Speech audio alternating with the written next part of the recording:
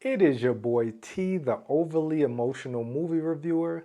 Till this day, I still cry every time the Notre Dame players lay their jerseys down so scrawny little Rudy Rudiker can get in the game and make that one single football play. God, I love Rudy. Today I'm reviewing Boy Kills World, and boy oh boy, this is one crazy car crash of a movie. So the plot goes like this. Boy watches mother and sister get killed during a ritualistic and televised public execution known as the culling. He escapes and lives in the jungle getting trained by a mysterious figure known as Shaman to exact revenge on the family that rules the country that they live in with an iron fist, the Vanderkoy. Bill Skarsgård plays the boy who is a deaf mute whose inner voice is voiced by the guy who does the Street Fighter "Ready, Fight" voice. The shaman is played by Yayan Ruhan from the Raid series, and he is a complete badass who is really one of the reasons I love this movie so much.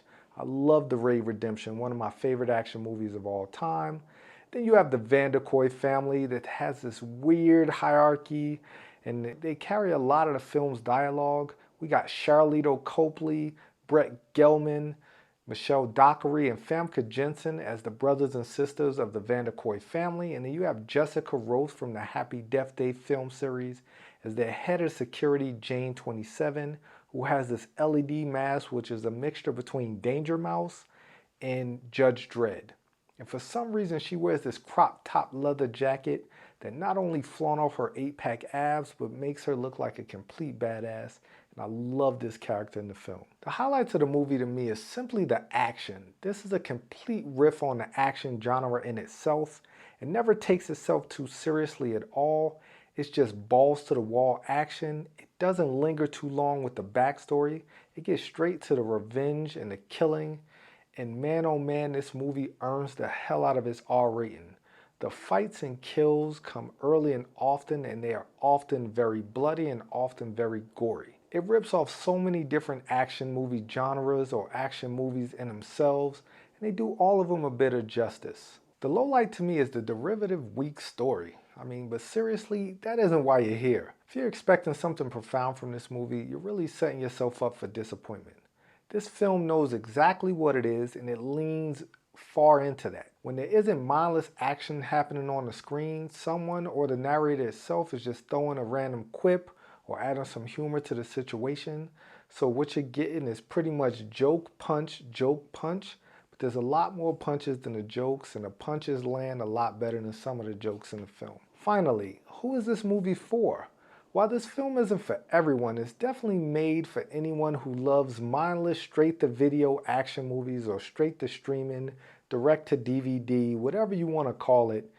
All of those action movies, those mindless 90s and 2000s action movies, any movie starring Cynthia Rothrock, Billy Blanks, Scott Adkins, Jeff Speakman, and to a lesser extent, Steven Seagal. This movie rips off a lot of action movies like Kill Bill, The Running Man, Hunger Games, The Raid Redemption, and a host of other action staples. But it does it very effectively, and it does it with a lot of glee. You could tell the people making this movie were just having a blast shooting all of the epic action sequences that they had. I had a blast watching the movie, and that final fight is epic in every way possible. I really hope this movie does well at the box office. The experience is the experience I really wanted when I watched Roadhouse. I was very upset Roadhouse went straight to streaming. I would have loved to see Roadhouse in the theater.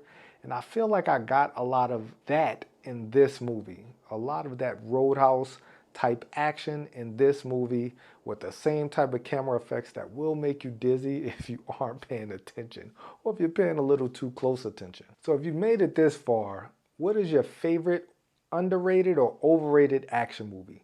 The Killer by John Woo comes to mind when I think of underrated, bombastic action movies. I love The Killer starring Chow Yun-fat and John Woo directing it. Also, if you've seen Boy Kills World, what did you think of it? Did you love it? Did you hate it? Are you dead inside and you're avoiding it?